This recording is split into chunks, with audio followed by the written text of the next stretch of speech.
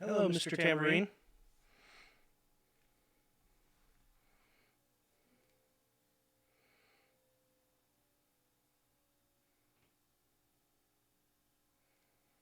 Totally pathetic, unreliable, known throughout the world for being super weak. Maybe in ancient times it was really strong. That's what the rumors say, but they're probably wrong. But now it's so weak, the weakest in the land. So weak that it's sad, really, really sad. The weak Pokemon, that's you.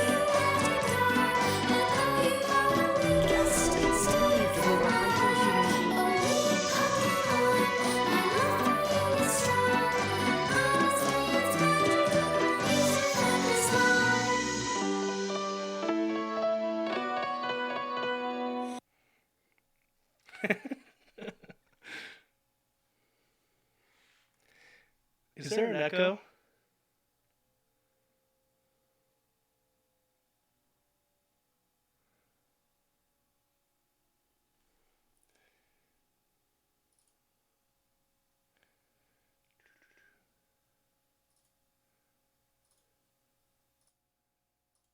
How about now?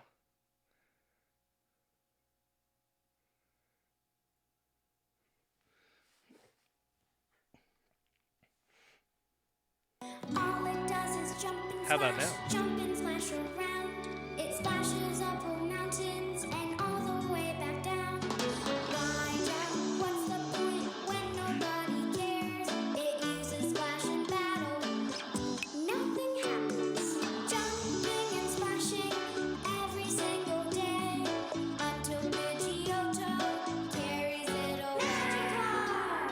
The jumping Pokemon, that's who you magic are. Although your moves are pointless, still you fill my heart. Oh, splashing Pokemon, my love for you is strong. Honestly, it's magical. You survive this long. Wherever you go fishing, it's the first you'll catch. Even with an old rod, you'll soon have quite a batch. Cast off in the river or a puddle or the sea. Anywhere your hook is, magic carp will be. The Fine, I'll turn it off. It's just the Magikarp song.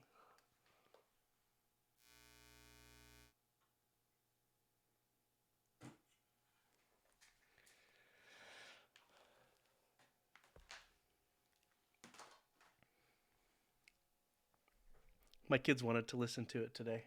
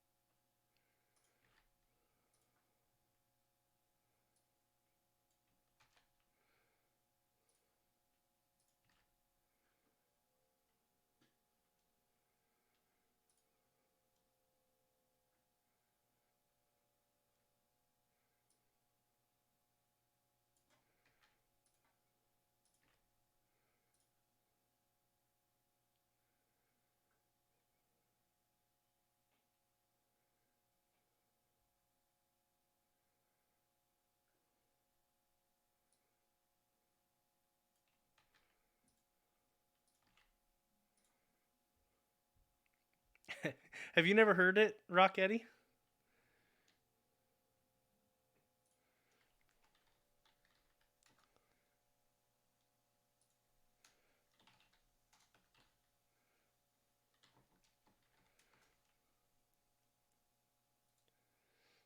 All right.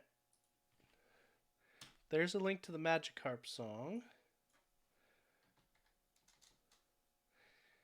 And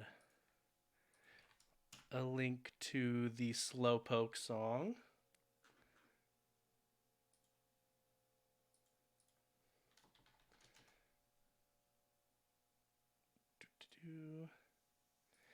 and a link to the Ditto song.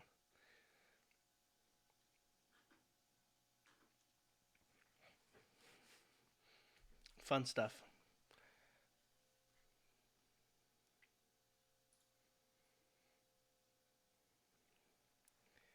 My kids don't really care for the Slowpoke song, but they like the other two.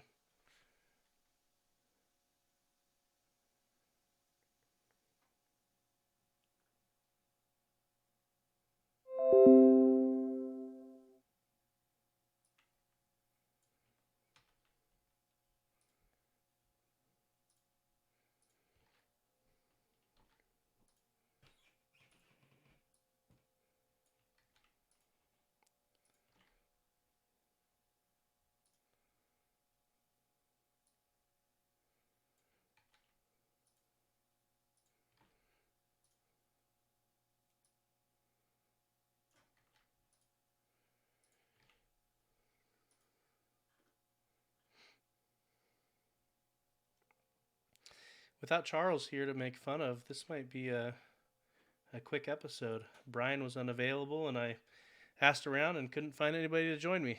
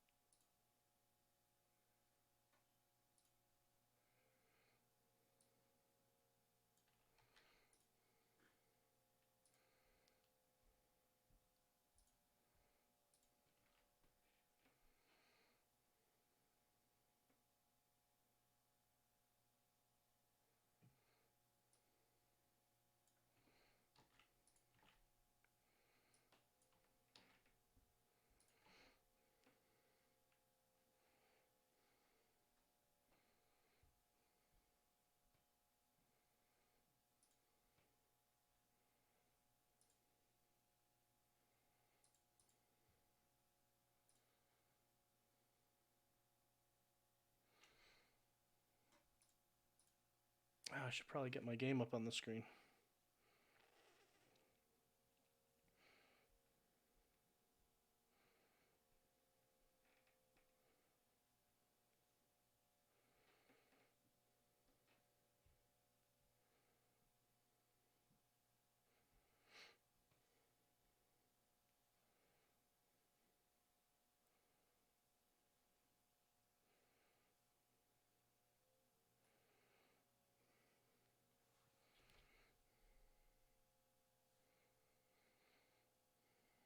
We've got some names here in the chat that I don't recognize. Welcome, Mickey Head and TJ Pope 34.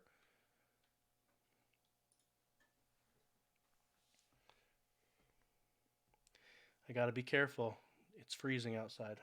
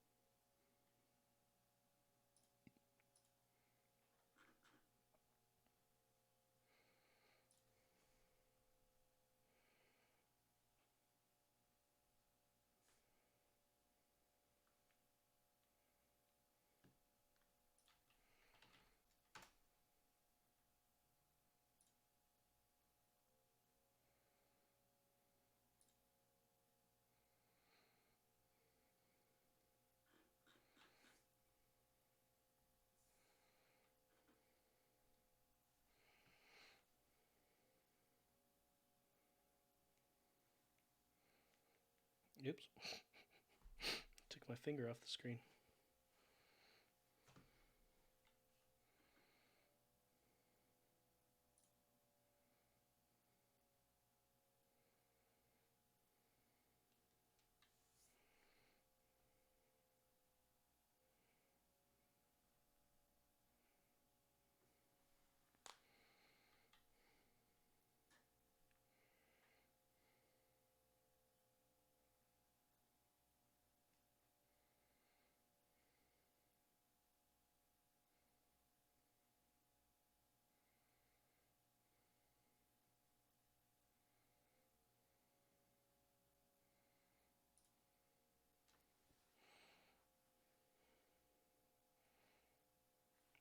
Oh.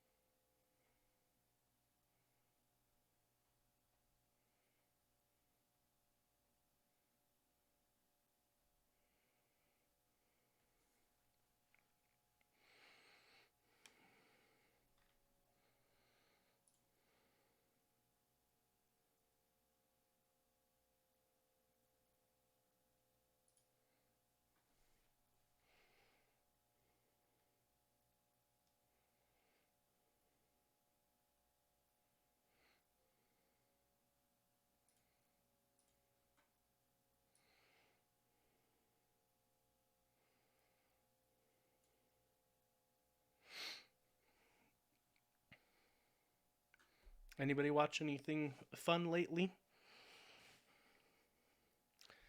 I've been watching a new anime to me, but it came out a while ago, called Kuroko's Basketball. It's kind of fun. Hadn't really tried a sports anime until this past month.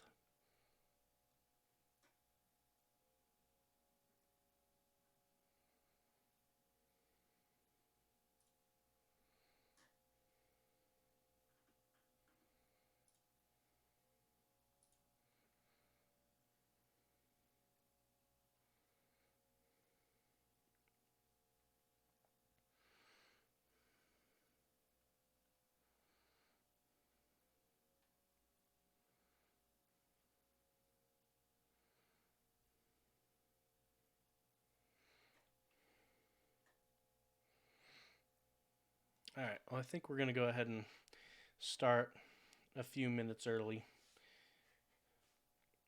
You know, Charles isn't here, so I can do whatever I want.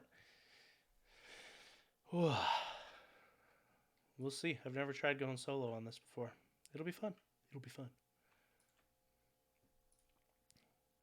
Or it'll be a lot of people's least favorite episode. We'll find out.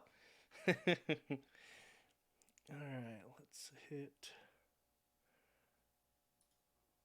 record.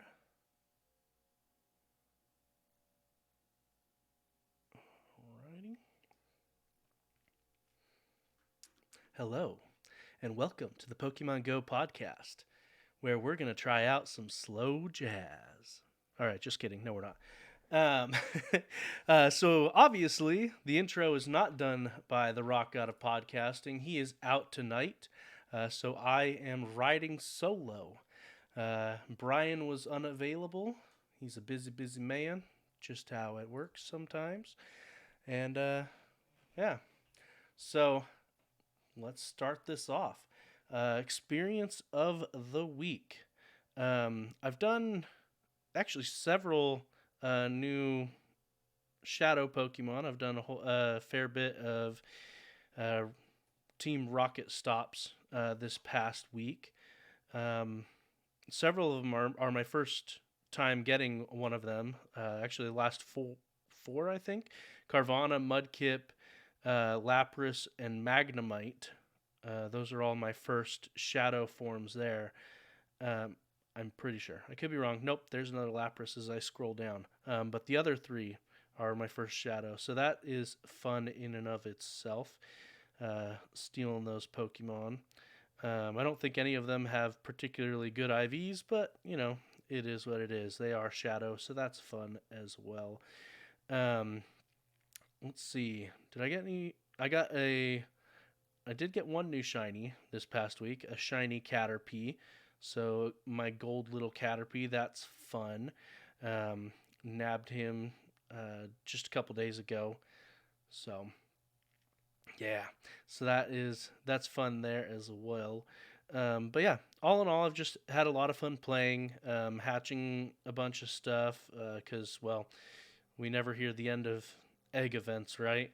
So I've been trying to hatch as much as I can, and been having fun doing that. So yeah, but let's go ahead and go to Discord and check out what those experiences have been there. I'm clicking on. I've got so many Discords. Clicking on the wrong one. All right. So, scrolling up. So this past weekend, we had. Well, we've had a couple of things. So we've got from this past weekend. I became lucky friends with Barry Folk, which is pretty awesome. So we'll have to do that lucky trade probably in July, assuming that that's when they have Go Fest again in Chicago. Popeye hatched himself an Archon.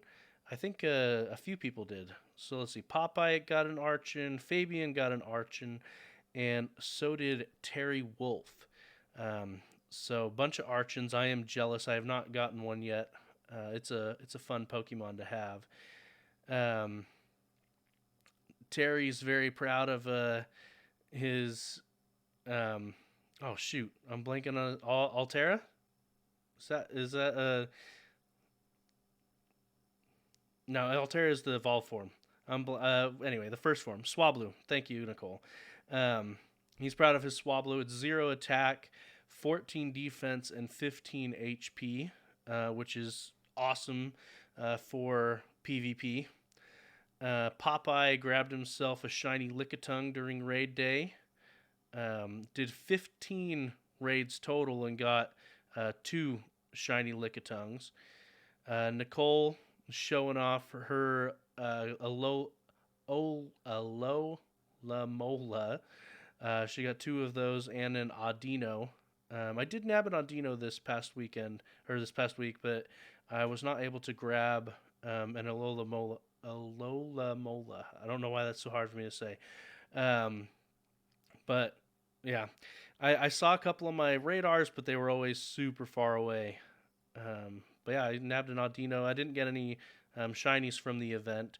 Popeye grabbed a pretty nice shiny Chansey. Yeah, Nicole, if I need one, Dragon Con, we'll have to do some trading. But they are actually still spawning. Both Audino and Alomola are spawning in the wild still. So unlike previous times where the event Pokemon disappear after the event, these are actually sticking around, which is good. I prefer that. So I'm happy that Niantic is going that route. But yeah, a lot of good experiences this past week. So that is fun there. Let's go ahead and get into the news. So starting right now, and the announcement doesn't actually say for how long, but at least I don't see anything that says how long. They switched up the eggs, specifically the 7K eggs, so that fossil Pokemon are appearing more often. They specifically mentioned in the announcement Ammonite, Kabuto, Aerodactyl, Lileep, Anorith, Cranidos, Shieldon, Tortuga, and Archon. Yes, exactly. So Nicole puts out something very important to remember when trading. IVs get randomized. So yeah, especially if you're trying to get something for PvP specifically, it can be a shot in the dark. I remember last year there was a specific legendary. I'm blanking on which one it was, but um, if you got a super low IV one, it could barely squeak into the Great League. And Terry was trading a bunch um, trying to get one. It's gonna bug me if I don't figure out which legendary it was. Um, it was, oh shoot, it's the one that has like that's it, Cresselia. Oh, I clicked on the wrong one. I was gonna say the Saturn rings on it, but yeah, Cresselia was the one he was trying to trade for. That if you got super low IV, you could get it just below 15, at or below 1500 CP, so that it could get into Great League. And it actually, at the time, did pretty good. I haven't seen it on many charts for Great League right now. Probably because, well, maybe they just don't think about it because normally it's going to be above that unless you get low IVs on it. And the only way to get low IVs on it is actually to trade, because when you do raids, you have a base level of IVs. Anyway, back to the eggs. Um, so the fossil Pokemon will no longer be hatching from 2, 5, and 10K eggs. So they're only going to be coming from 7K eggs. In addition, Riolu is being moved exclusively. Well, I guess they didn't say exclusively. Riolu is going to be in 10K eggs. Um, so what I don't like about this is, well, one, they didn't tell us how long this event is, and they also specifically said, we aren't sure how long this phenomenon will last. We can assure you that Spark is on the case. So basically, this feels a lot like a money grab. They're just trying to get you to spend money on incubators to try to get all of these different fossil Pokemon. And while I do like the fossil Pokemon, um, it's because it's random. I don't like spending money on random things. The only time I buy incubators is when I get enough coin um, from gyms. Um, Now, I do make an exception to that personal rule for Go Fest. I usually put in, let's see, last year I think I dropped like $35 or $40 on the game, um, just so I could get a bunch of incubators specifically for Go Fest. But yeah, that was a lot of fun. I mean, if you have the opportunity to go to a live event, they're a lot of fun. So, but yeah, so get some fossil Pokemon. A lot of fun. A lot of fun. But speaking of eggs, we mentioned specifically the Pokemon that were part of this event, and someone has put together a nice little infographic with the 7K eggs.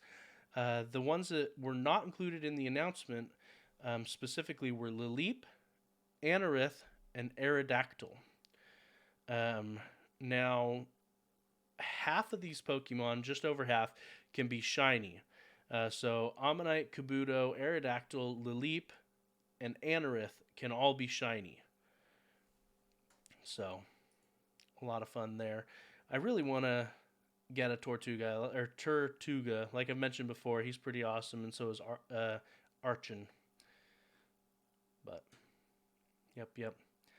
Yeah, it definitely does feel, like I said, a lot of the community, myself included, are not happy right now with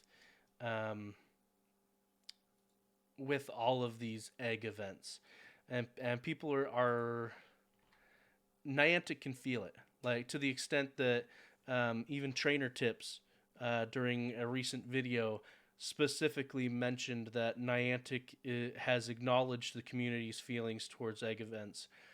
Supposedly, they're going to be making adjustments. A lot of the quote-unquote complaints that I've been hearing are specifically geared at the fact that they tend to drop Pokemon into the egg pools that, while they're related to the event, people don't really care about. Like Ammonite, Kabuto, Aerodactyl, Lileep, and Anorith. I mean, cool. They can be shiny, and they are fossil Pokemon, but it's like, do I really care about those? Now, the other ones, Cranidos, Shieldon, Tortuga, and Archon, I think most people would be happy with those. They don't spawn like crazy in most places, so they're still fairly rare, and they haven't had events tied to them, whereas the others have all had events. So a lot of people are just egg fatigued, and it's not necessarily, well, I mean, we'll see what Niantic does, but it may not get better. And in fact, Niantic is actually even adding a brand new egg type, which we mentioned, I don't know, 3 or 4 episodes back, that there was a new egg coming. In the code dive, we found references to shadow eggs. And recently, in a code dive, they found an image of a red egg, which I'm assuming is the shadow egg that was mentioned before. So we'll have to wait and see, but I mean, that's logically that's what it's gonna be. It's gonna be the shadow egg, and I'm curious to see what appears in those shadow eggs. Yeah, Nicole brings up a really good point that she hasn't actively wanted to get 7K eggs in a long time. This event, I agree with that, and this event has actually made me want to get 7K eggs for the first time in a long time. But yeah, and I fully agree with Nicole. I hate hatching. I hate egg hatching events in general. Specifically because it's money gated. Can you afford incubators or not? So, because even if you're active in the gym scene, it's still going to take, a month to get? Yeah, it'll basically take a month if you get 50 coins a day to get an adventure box. So, and that's the adventure box is what I always save up for because it's got 13 super incubators and 4 regular incubators in it. So, and I don't have this as a source tonight, but just talking about money grabs in general, someone they added up how much it would take to buy all of the fashion options that are in the store, and it was something like 30,000 Pokecoins to get all of the fashion options. I mean, and that's purely that. As far as game mechanics go, it's purely aesthetic. So that's the kind of stuff I like having as paid options. And I understand they do need to make money, and they need to make money off of incubators and off of the raid passes. I don't know. I wish the good old days were back here, back when you could get 100 Pokecoins a day from gyms and whatnot. But yeah. I like that there's a lot of options for purchasing styles. I think I could be wrong, but I think the only style item I've actually purchased were glasses, specifically because I wear glasses, so I wanted that there. But yeah, good old style. And Lady Jasmine specifically mentions that she bought earrings, and that's it. So, like I said, I don't mind spending some free coins on a couple of aesthetic things here and there, but Yep. But speaking of money, Niantic is actually in a little bit of trouble recently. They um, they advertised that the Liverpool tickets would be $12 and $18. So $12 for the normal and $18 for the early access. The problem is UK has a law that if you don't put that basically your advertised price has to be the final price, that there can't be, or you have to make it very explicit that your advertised price does not include tax and how you're going to go about calculating tax and fees and things like that. And Niantic did not do that. So the 12, I think I said dollars, forgive my Americanness. But the what is that, pound? The 12 pounds and 18 pounds. Instead of being 12 pounds, the final cost on a single ticket was 18 pounds for the regular one. And the early access, I think, jumped from 18 to like 25 or 26, something like that. And so they're not getting in huge trouble. I thought they would get in a lot more trouble than they are actually. But we got an update from someone who submitted a complaint to ASA, and I don't actually know what ASA stands for. But it's some kind of association that you can report fraudulent things to, apparently. So they got an email back from ASA, and it specifically said, "Look, there were over 450 complaints. They talked to Niantic. They explained the law to them." Nicole says it's Advertising Standards Authority. That's what ASA stands for. Thank you, Nicole. And Niantic has gone in and updated some of their pages. They failed to update all of their pages, but they went in and specifically updated some of it so that it says the actual ticket price. But yeah, just a little snafu. They're people in the U.S., they just assume that stuff like this is going to have taxes and fees and whatnot tacked onto it because it's ridiculous. I actually really like that UK has this law, and I wish we had it here, because there's nothing worse than going up to a register and then they're like, "Oh, sales tax in this state is 12% or whatever." There's here in Tennessee, the state sales tax is 9%. But even in states, some in the U.S., some counties have different sales tax than other counties. So you could drive 20 minutes and all of a sudden you're spending a different amount of money on the same item. It's ridiculous. Anyway, this is not a podcast about tax.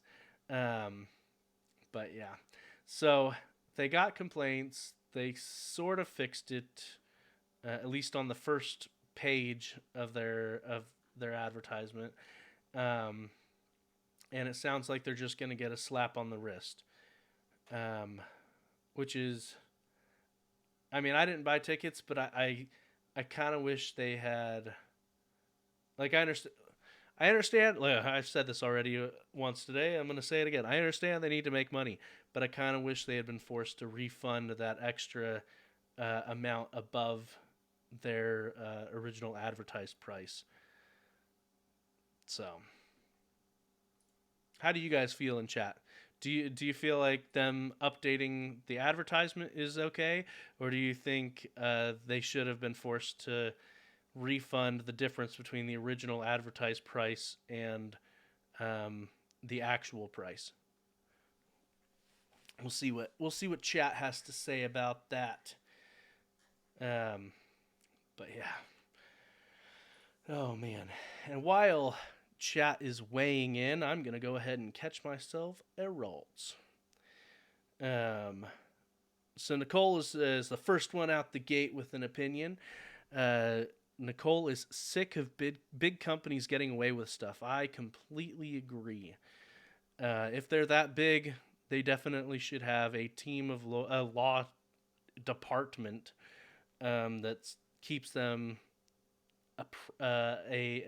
informed of stuff like this. They should have known about relevant laws like that.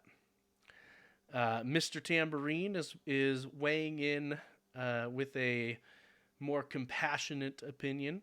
Says that it was an honest mistake on Niantic's part. So yeah, and yeah, I mean it was an honest mistake, and they did fix it fairly quickly. The problem is most of the people that were buying tickets probably already bought tickets by the time Niantic fixed it. So that's an issue there as well. But yeah, I mean, it is what it is. We don't have a whole lot of say in it. We're not on the ASA, and yeah, there were some companies coming down on them. Eurogamer was on top of things, getting after Niantic as well, and some other big names. So they knew about it pretty quick. But yeah, let's get away from the law and go to the lawless land of PvP. Someone else has compiled a list of Pokemon that they fought against. I can't remember if it was last week or the week before where we talked about someone else who had compiled a list of Pokemon. So this person did 50 Ultra League battles and is currently at a rating of 2,800, roughly.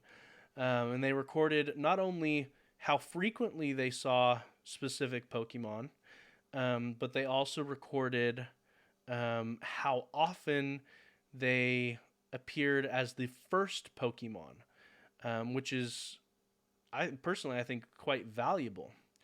So the way that they did this, though, was they don't exactly explain how the numbers, but just looking at it, Poliwrath is one of the ones listed. He's a little bit further down. He says that he showed up 4 times, and 75% of the time was in the lead. So I'm assuming of those 4 times, 3 times he was the lead Pokemon. So I like having these statistics. The problem is 50 battles is statistically not enough to view a complete trend. Now, the fact that Giratina appeared in over half, that's statistically significant. So Giratina, alternate form, I always forget. They use all these different ones. Giratina, anyway, the A form, appeared in 26 out of the 50 battles, and 31% of the time was the lead when he appeared. Togekiss appeared in 16 battles. So that's 10 less. That's quite a bit less. Appeared in 16 battles and was in the lead 44% of the time. So a lot of these, what I'm seeing is a bunch of these were never in the front. But what's interesting is to see that front Pokemon, because I personally, I feel like that first Pokemon often makes or breaks the entire battle. Now, not always. There's definitely plenty of room for outplaying, or if you're pretty quick to swap. But those first couple of hits can be a deciding factor. So Snorlax appeared in 12 battles, and in 6 of those he appeared first. But yeah, that Giratina, 31% out of the times that it was there, that's pretty significant. So your first Pokemon, you may want to try to counter Giratina right off the bat. And since we're talking about counters, I do have a new infographic put out by Ryan Swag, aka Swag Tips. Um, and he mentions some of the top contenders in Ultra League. So Garatina, Clefable, Togekiss, Swampert, and Registeel are by most people considered the top tier Pokemon right now. And so he has a nice infographic here that lists a lot of their counters. So, for instance, Lapras and Alolan Sandshrew counter Giratina. So Giratina has that Dragon Ghost typing. That ice is super effective against it, so that is nice there. And then it also goes on to list some of the Pokemon that they lose to. So Lapras, for instance, loses to Clefable. Since out of those top 5, 2 of them are Fairy type, they did specifically mention how they do against Clefable and Togekiss. So Lapras, a lot of these, the first several are counters specifically for Giratina. But yeah, so you gotta stop that Ghost Dragon type. So you want to use those Ice type Pokemon. They also recommend Bite, Crunch, the Drapion as a counter. They have Armored Mewtwo here as a counter to Swampert and Registeel. And yeah, it's a great infographic. We're gonna have it linked in the show notes. But yeah, have fun battling. In chat, how are you doing with those battles? Are you liking Ultra League at all? Do you care? I haven't done a whole lot of battling, to be honest. I don't know. I don't really care for PvP that much. So I am curious to see. Yeah, so Nicole's done 3 battles and lost all 3. I've done 1 Ultra League battle and lost it just barely. So I'm going to actually do one here live. I just used the setup that I made, I don't know, like 6 months ago. So right now I've got Snorlax versus a Golem. It's not a very good matchup. I should probably switch out. Ooh. But yeah, my matchup, I'm not using anybody on any of these lists. So, yeah, my setup right now is Palkia, and I'm going to get thrashed. This guy's thrashing me. But I've got Palkia, I've got Snorlax, and I've got Tyranitar for my setup. And like I said, I am getting smashed, and he's just going to block this, so I don't even know why I'm bothering to get the excellent on this. This makes for great podcasting. But yeah, my Palkia is down, my Snorlax is already half down, and I haven't even taken out his first Pokemon yet. Oh, I think he swapped him out. I don't think I beat that. Ooh, Groudon. Let's see, gonna do Body Slam against him. He'll probably block it again. Let's see. Yeah, he blocked it. So now if I can hurry up and charge up Hyper Beam, he's out of shields. So this should actually do quite a bit of damage. Oh, I melted him. That Groudon melted. That is beautiful. So beautiful. Yeah, so the Groudon just got destroyed. And I've already done half damage to his last pick, Mamoswine. Shiny Mamoswine. So, credits where credits are due. Ooh, but he's got Ancient Power. So the nice thing about Ancient Power is he's going to be able, and he's probably going to beat me because my last one is Tyranitar, and I don't have anything to block it. But the nice thing about Ancient Power is if you can keep your Pokemon out for a long time, it'll keep getting stronger because there's the buffs. And hey, I pulled it off. I won. Woo woo. So, and like I said, I haven't messed with my team in quite some time.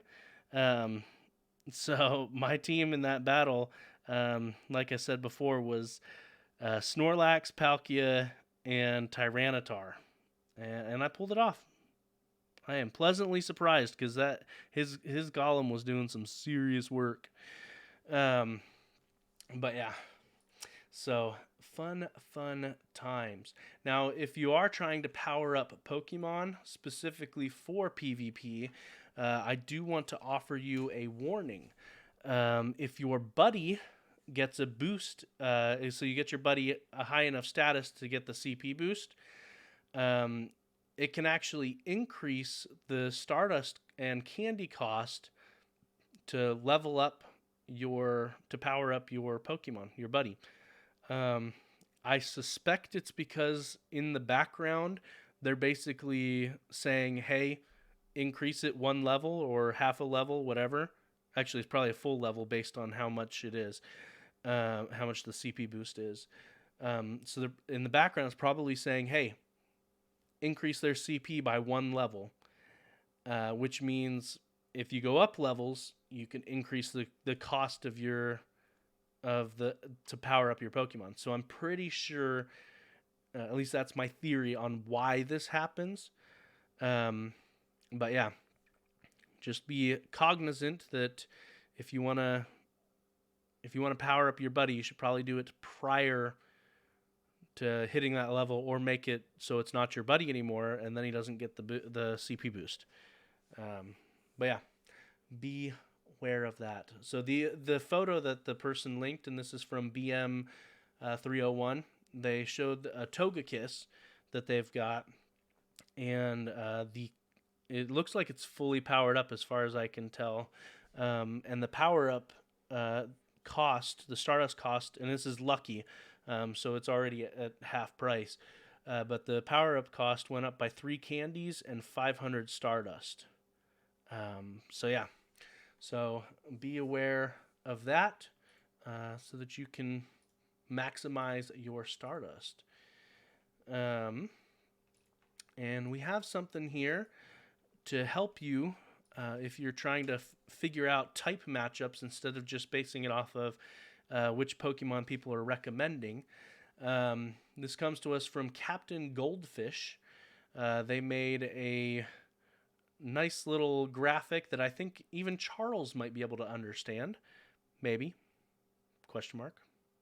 And it shows the matchups. So, for instance, that first one is normal type Pokemon, and in order to understand this, you will have to know what the different symbols are. So that first one is normal, and it has up above a fist for fighting and green, which means that the fighting type is super effective. And then down below it, it has the ghost symbol with a red arrow to it, which means ghost type moves are not very effective against normal type Pokemon. And this is actually an updated version. They posted one earlier in the week, and then took advice and tips from people and made it even better. And yeah, it's even got some Flork of Cows-esque styling to it, and yeah, it's pretty nice. Pretty nice. Chat, if you're able to pull it up, what do you guys think of this? Is it the trouble with trying to make a type effectiveness chart in general is just there's so much information to consume. Now it looks like they even tried to tell you how effective they are. So for instance, or I guess how resistant they are. So the ghost type is not only resistant, but double ghost type moves are double resisted by normal type Pokemon. So they even have that there. And they do have a little legend down in the bottom right, just above the shiny Murkrow, that says what it is. So double weak, poor attackers, good attackers, things like that. Now the thing is, what this doesn't tell you, and you'll have to extrapolate from it, is, and I mean this would be way too much information, but all the different combinations that you could have, like a bug flying type Pokemon, for instance, is going to resist ground type a ton, because both bug and flying type Pokemon resist ground type, or fighting. Actually, there's a lot of similarities between bug and flying as far as what they resist, but yeah, good stuff. I didn't realize how few things were super effective against fairy type Pokemon. Only poison and steel type are super effective against fairies.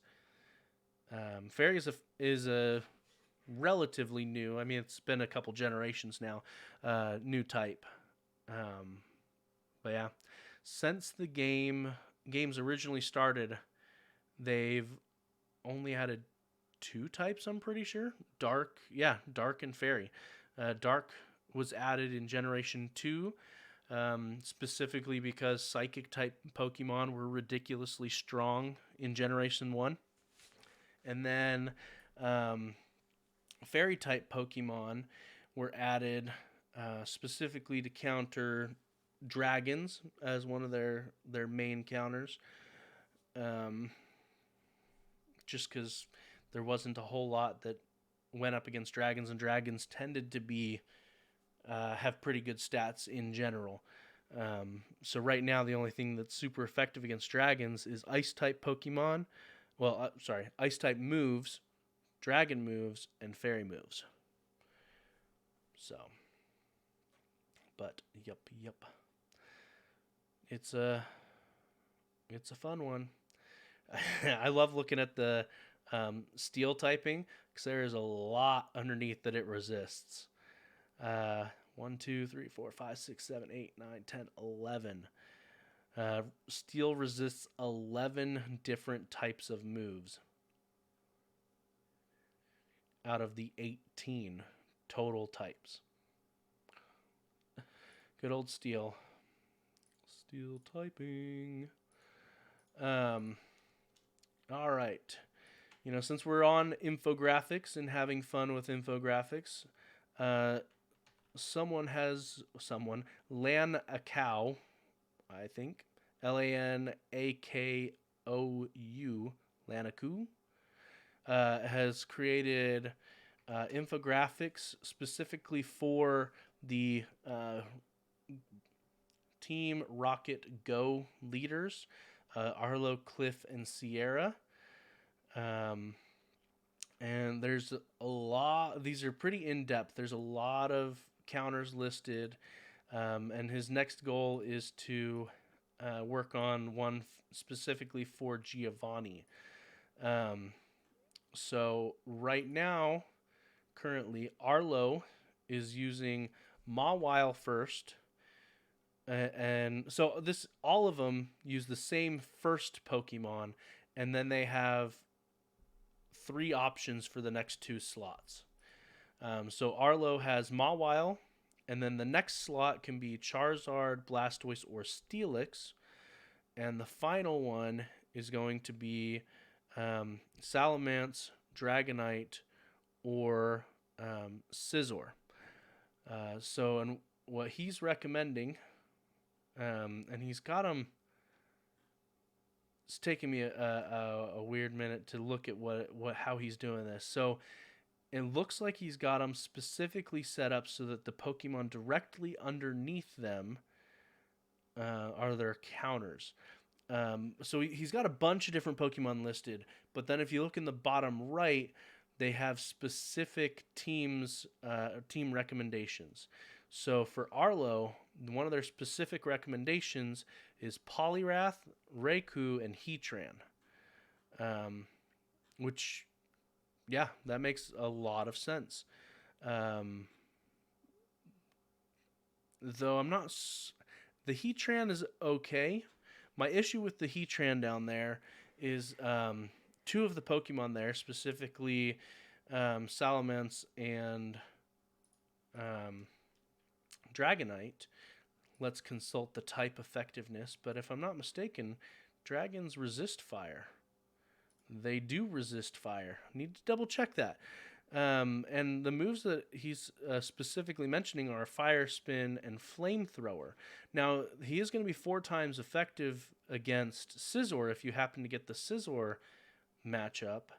But if you don't, I'm not sure I agree with that specific choice there.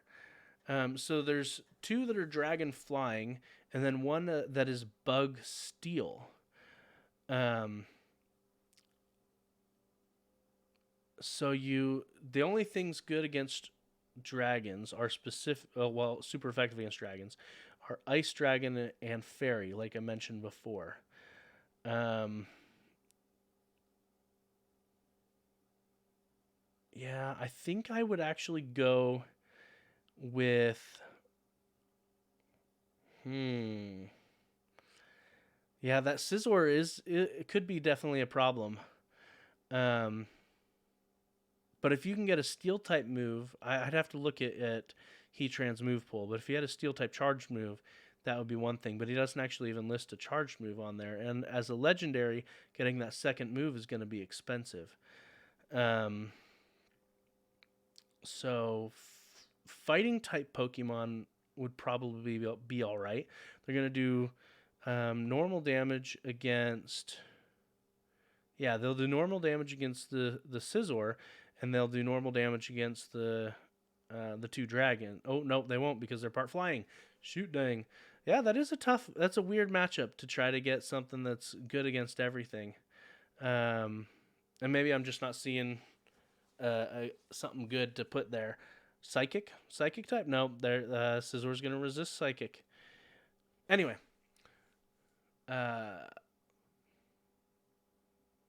Lightning.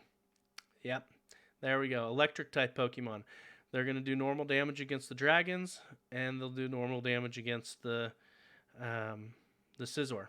So maybe just flip it because he was recommending Raikou. Now the Raikou's going to do good against the second team too. So maybe he's just hoping that Raikou will carry the way. That could be. Maybe just hoping that you only need 2 Pokemon. Raikou will take care of the rest. All right. So that's Arlo. If you could follow that incoherent ranting. Cliff starts with Pinsir. And then his next setup will be either Marowak, Omastar, or Electivire.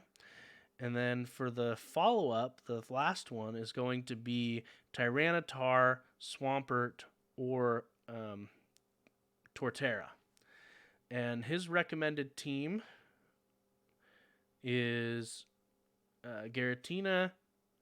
Now, I should mention, before, he's actually got two teams that he specifically puts there.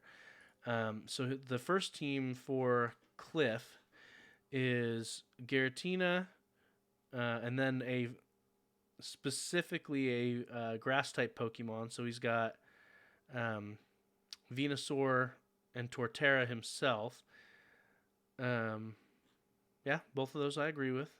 And then for the last slot, he's got Moltres or Articuno. So, and for the first spot, I forgot to mention, it's Giratina or Charizard. Giratina or Charizard will both do fine against Pinsir. And the grass-type Pokemon will do fine against the second setup, the Marowak, Omastar, or Electivire. But that third spot, again, seems a little weird. So he specifically has Moltres, and Articuno.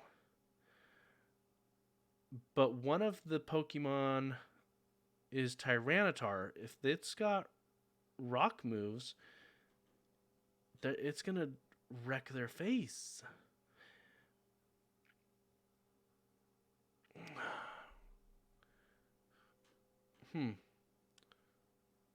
Well, all right. But he's got a whole bunch of other Pokemon there listed, so you can choose what you want to choose, which is what I'm going to do. I don't quite agree with his full his full options, his suggestions. Sierra has Beldum as the first slot. So that steel type Pokemon, I'm sure he's going to recommend a fire type. Oh, I thought I was sure. I was wrong. So he's got Beldum listed there, but for that first Pokemon, he's got either Scizor or Melmetal as the recommendations. Now, the second spot for Sierra is Executor, the Shark. Sharpedo? Is it Sharpedo? Yeah. Sharpedo. And then Lapras. And then for the last slot, it's Shiftry, Houndoom, and Alakazam. And his recommended ones, like I said, that first slot, he's got Scizor and Melmetal. For the second slot, he has Tyranitar or Lucario. And for the last slot, he has... So he's... Man... 4 out of the 5 out of the 6 are metal types. So that last slot he's got shoot, now I'm stuck on Final Fantasy 8. It's Beldum's evolved form. I love Metagross. Sorry. Metagross and or Heatran. So yeah. Interesting setup. Sierra, a lot of times, I'm surprised he doesn't have more fighting type Pokemon. He does have Lucario, and there's been a lot of people that have specifically said they can take down Sierra with a single Lucario, depending on her setup. Now that Houndoom is going to be tough for Lucario a little bit, but it's so late in the battle that if you're able to save up his special attacks, you can just bam, bam, bam. So, but yeah. I wonder, how is everybody doing against the Team Rocket Go? I've faced a lot of the grunts, but I haven't faced the leaders very much. I have beaten Sierra, but yeah, I haven't done a ton with them in general. Personally, I've faced a lot of the grunts, like I said, but yeah. Now we do have the rest. I mean, we've got a week and a half left in February, and Nicole says that she refuses to battle the leaders because she just doesn't care, and I edited that just a little bit. But yeah. She does not care. Now, what we've currently got going on is the special eggs. Man, so Rocketti sent me some pictures, but they're coming by super small when I click on them on my screen. Maybe if I open them on Facebook, they'll be bigger. Let's find out. Click. All right. So, can I at least zoom in on these? Not unless I download them, apparently. Okay.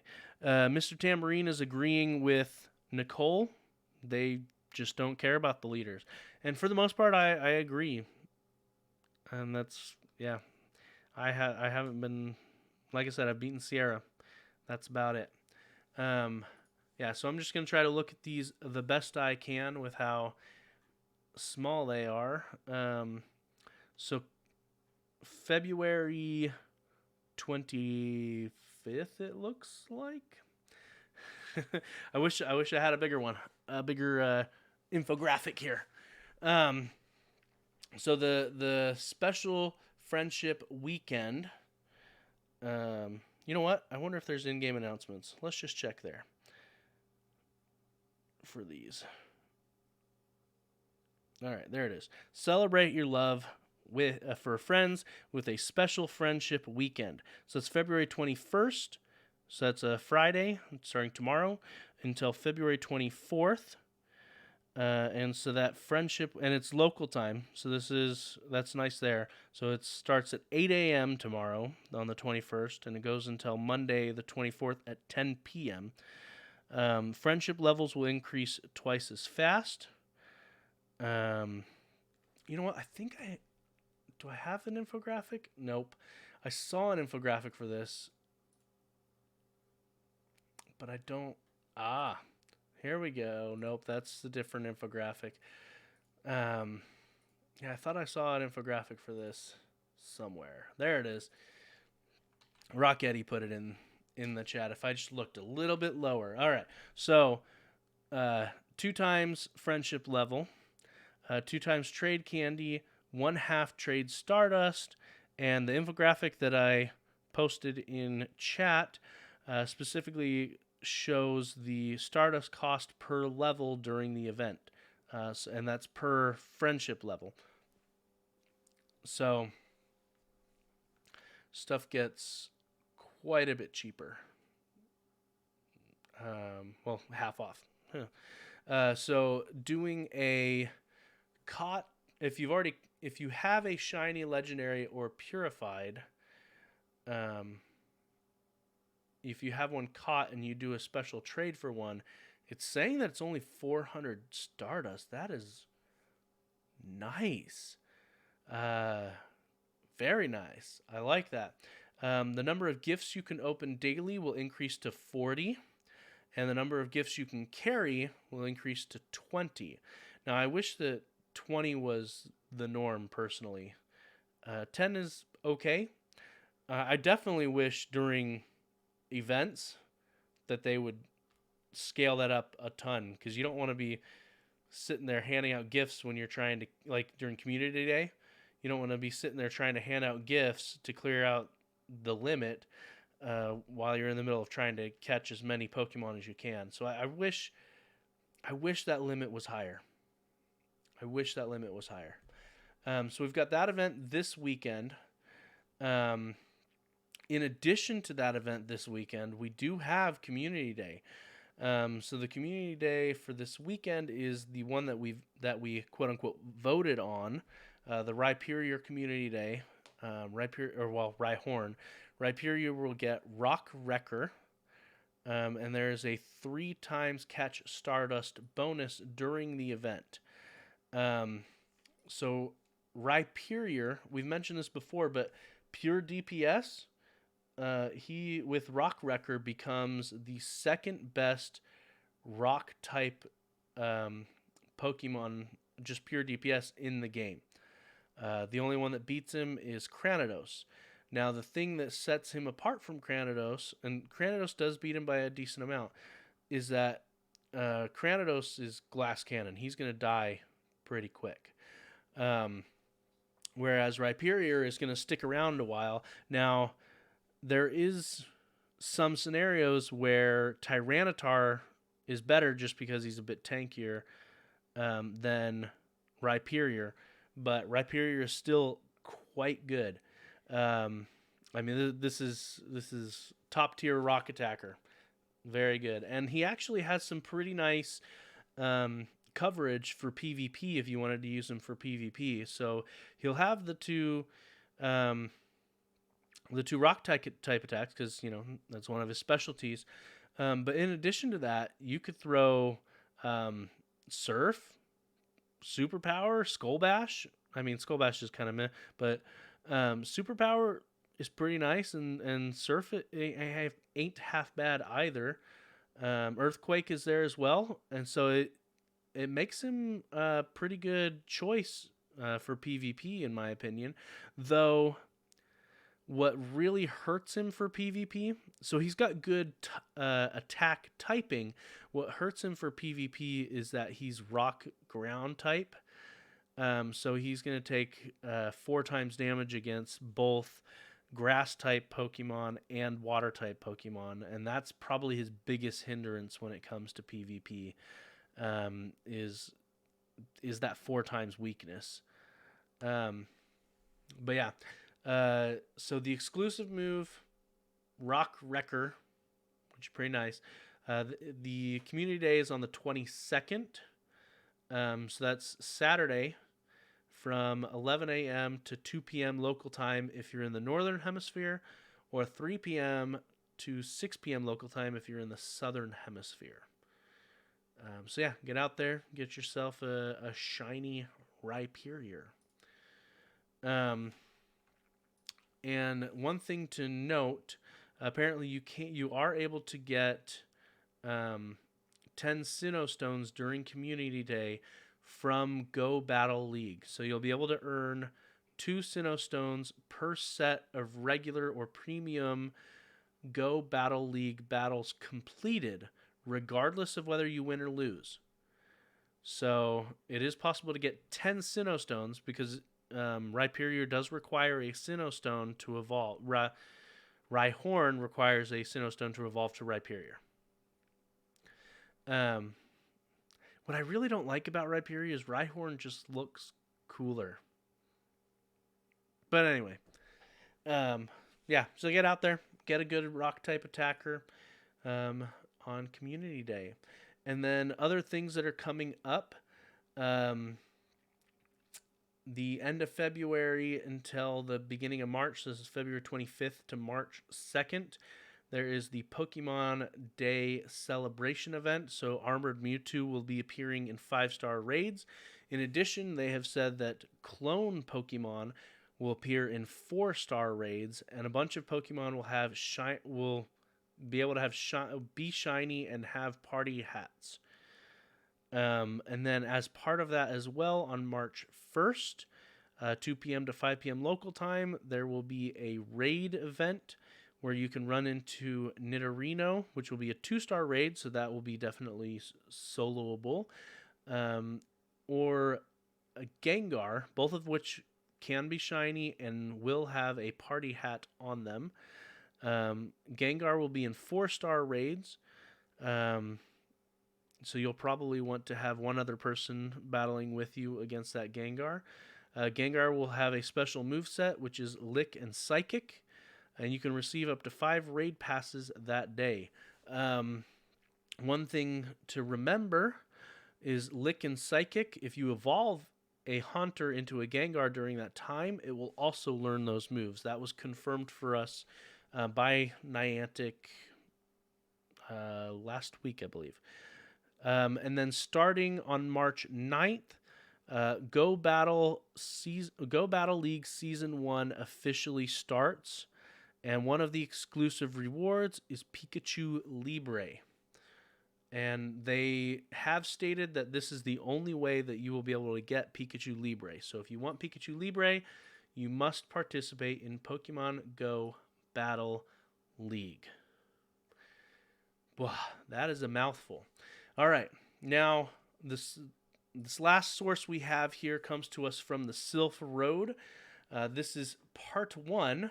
I do not know when part 2 will be released, but they are doing a quote-unquote reflection on shiny rates, specifically boosted wild rates, so during events and things like that.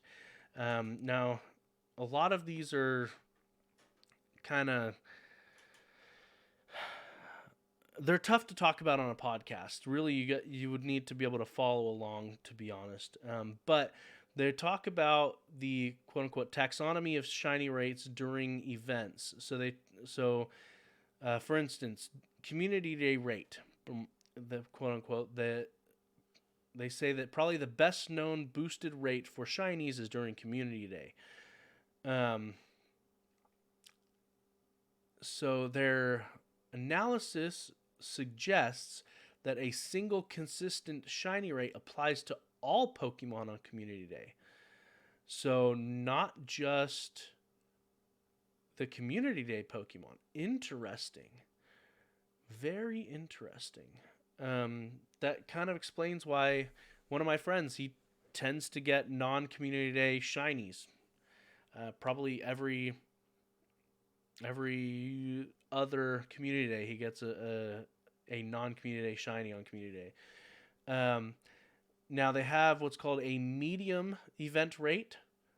So for instance, when Cubone and Ponyta, their shinies were released, this was back November 2018. They had a lower shiny rate than events that involved wild Pokemon with boosted spawns. So basically, they're releasing shinies, but they're not boosting their spawn rates, and they have a lower chance of even being shiny. So that is, man, that's just not cool. Not cool. For one of the things in the case just recently, Chansey. Chansey did not have like hardly any boosted rates this past event. A lot of people were like, "Where's Chansey? Where'd you put him? Come on, Niantic." I saw one on my radar once while I was at work, and it was like 4 blocks away. Well, something like that. And yeah, there's no way I was going to get over there to get the Chansey. But yeah, there was like none in our area for that. And so if you got a green Chansey, kudos to you. Kudos to you. And then they have what's called a perma boost rate. So this is roughly double the rate of a quote unquote medium event. So that's what I was talking about before, a medium event. And as far as they can tell, this applies to 12 Pokemon that are found in the wild. So Aerodactyl, Bronzor, Clamperl, Alolan Executor, Phoebus, Gligar, Lapras, Onix, Pineco, Scyther, Skarmory, and Sneasel. And they put a little caveat on Sneasel because Sneasel says that, the caveat there is some shiny forms were released too recently for us to have enough data to accurately determine their race. So the rate. So this is just their best guess there on that full list there. And they go into more specifics, more numbers, and things like that. During Community Day, it's roughly 1 in 24 to 25 that will be shiny. And then on a medium event, so the super lackluster, it's anywhere from 1 in 126 to 1 in 141. So you gotta get out there and catch a lot to do that. And then the perma boost rate appears to be somewhere between 1 in 56 and 1 in 65. So that's actually pretty high. A little bit less than half as frequently as the Community Day shinies. But yeah, if you want to see all the different numbers, they have that available. The Sylph Road does. They collect a lot of data. But yeah, that will be in our show notes there. So yeah, a lot of fun. I like math. Math is fun. I may have just alienated some people there because that's kind of there's a lot of people that don't care for math. Anyway, I don't have Charles here to ask me what time it is, but it is time for random trivia. And this week I wanted to talk about Alomo, just because I am horrible at saying that name. But anyway, it is the Caring Pokemon. It is a water type Pokemon. Its Pokedex entry talks about how the special membrane that envelops Alomo has the ability to heal wounds. So it is a healing Pokemon. It is shaped like a heart. It is pink, as you hopefully saw this past week, or when they release its shiny form, it is purple. Alomo is one of the few Pokemon whose name is actually a palindrome. So that is fun there. It appears to be a combination of an ocean fish and a heart. Yeah, ocean fish are ugly. But it's definitely based off of an ocean fish, since an ocean fish is also known as a common mola. So that is where it gets its name from common mola, aka the ocean fish. And then a lot of people think that it also has mom in there as reference to it being the caring Pokemon.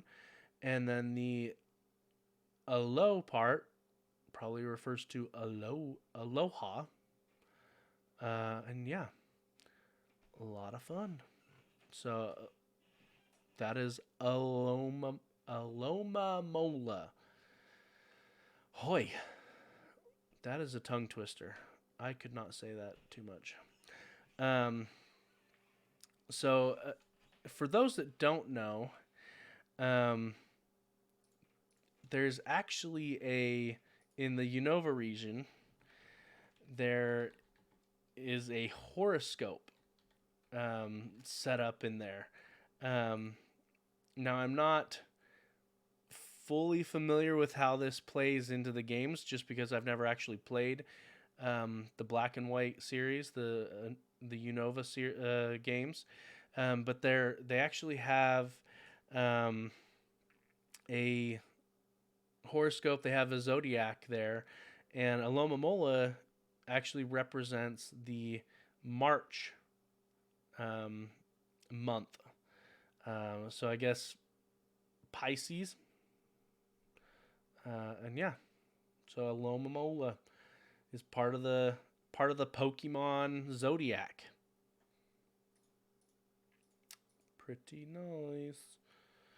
But yeah, that is it for the random trivia, and that is pretty much it for the show. Sorry if I am rather dry by myself, but yeah, there's a reason that we have Charles here. You can't just have the factual guy. But if you wanted to send us an email, you can send us that show at PokemonGoPodcast.com. You can head over to PokemonGoPodcast.com and leave us a SpeakPipe message if you would like. It is a green button on the right-hand side. Pretty much any device that has a microphone and a connection to the internet is capable of doing that. If you would like to see our show notes outside of actually on the show notes, you can find our sources at reddit.com/r/Pokemon Go Podcast, and you can head over there as well if you wanted to add your own talking points for the show. If Facebook is your social media of choice, you can find us facebook.com/Pokemon Go Podcast. On Twitter, we are at Pokemon Go Pod. You can come view us live on twitch.tv/Pokemon Go Podcast. We go live on Thursday evenings at 8 p.m. I almost said Pacific time, 8 p.m. Eastern time. And yeah, you can follow me personally at Joseph_Ard, or you can follow Charles at Rock God of Pod. And until next week, aloha. Alrighty. Stop the recording and get it rendering.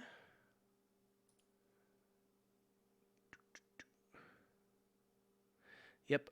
So while it's rendering, head over to the Showbot link that Nicole just posted, and you can vote on one of the two show titles. So we have This Is Not a Tax Podcast from Mr. Tambourine, and we have Alomo mlmlmlmomolo from Nicole0991.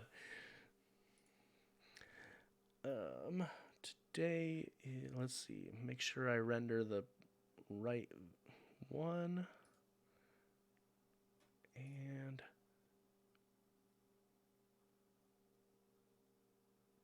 go. All right, so it is now rendering. Currently, there are 0 votes for show titles. If you do not like them, oh, there's 1 vote. If you do not like them, you can still submit your own by doing exclamation point S and then typing in your show title. Nicole pulled out the red font, said, and is demanding your votes. Cue the Bernie Sanders meme. We are once again requesting your votes.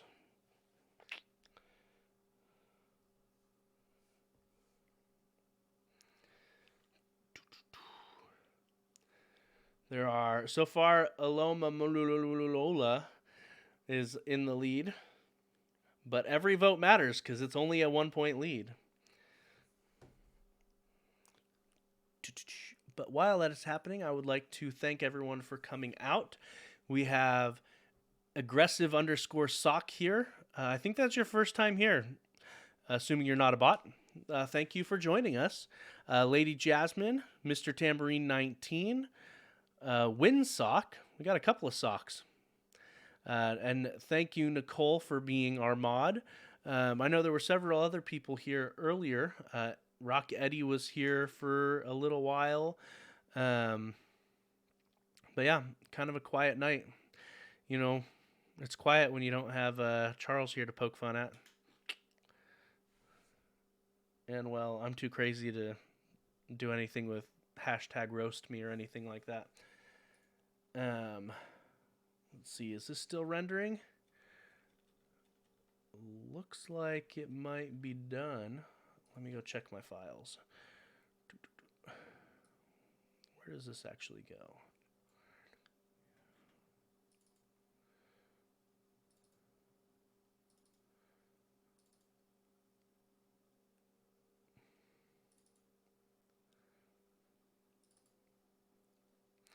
All right, looks like that has fully rendered. So we are going to call that a night. Thank you for coming out. And Alomo has won the vote. Have a wonderful evening, everybody.